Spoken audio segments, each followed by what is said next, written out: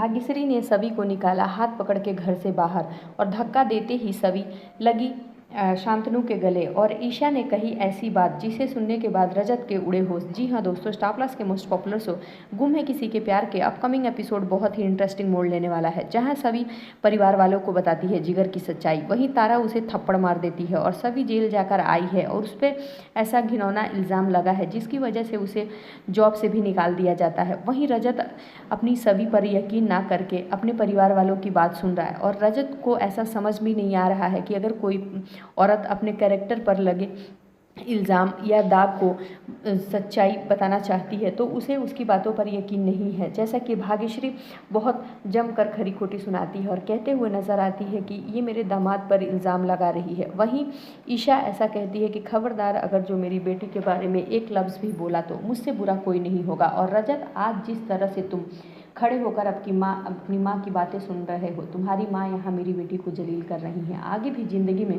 तुम कभी मुंह नहीं खोलना। अगर मेरी बेटी का गुनाह नहीं साबित हुआ तो मैं तुम्हें छोड़ूंगी नहीं। जी हाँ दोस्तों, वहीं तारा सई को ईशा से छीनते हुए नजर आती है और ईशा को लेकर अंदर चली जाती है। वहीं सभी इस तरह टूटी होती है कि उसे कुछ समझ में नहीं आता। तभी मीनू आती है और सभी को गले लगाती है और लेकर कमरे में चली जाती है। और यहाँ ईशा और शांतनु इतने परेशान होते हैं रजत के इस बिहेवियर को लेकर। जी हाँ दोस्तों, अब आगे के एपिसोड में देखना खास होगा कि सभी के परिवार वाले सभी का साथ देंगे और सभी खुद को निर्दोष साबित कर देगी। लेकिन कहानी में मोड़ तब आएगा जब सभी निर्दोष साबित हो जाएगी। तो क्या रजत और भाग्यश्री किस मुंह से सभी के सामने आएंगे, अब देखना बेहद ही खास होने वाला है। जैसा कि जो तारा है वो अपने पति और तापसी की बातों पर पूरा यकीन कर रही है। जिस तरह से जिगर ने प्लान बनाया उसी तरह सब कुछ हुआ और जिगर के प्लान के मुताबिक सभी बदनाम हो गई। अब देखना दिलचस्प होगा कि कहानी में क्या नया मोड़ आता है।